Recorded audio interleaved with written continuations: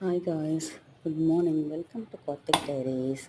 இதுதான் நான் சொன்ன அந்த டச் பண்ணி பார்த்தா 10 மினிட்ஸில் சப்பாத்தி ரெடி ஆகிடும். 10 மினிட்ஸில் சாஃப்டான ஒரு சப்பாத்தி.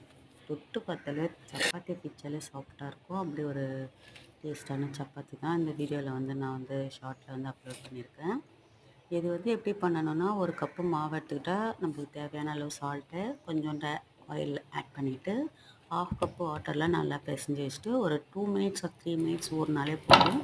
உடனே எடுத்து நம்ம சப்பாத்தி தேய்ச்சிட்டு கல்லில் போட்டு ஒரு பக்கம் லைட்டாக பபிள்ஸ் வந்தோடனே திருப்பி போட்டு கொஞ்சம் லைட்டாக எண்ணெய் ஆட் பண்ணிவிட்டு, அதுக்கப்புறம் திருப்பி திருப்பி ஒரு 2 டைம்ஸ் திருப்பி திருப்பி போட்டு எடுத்துட்டாக்கா சூப்பரான சாஃப்டான சப்பாத்தி நம்மளுக்கு கிடைக்கும்.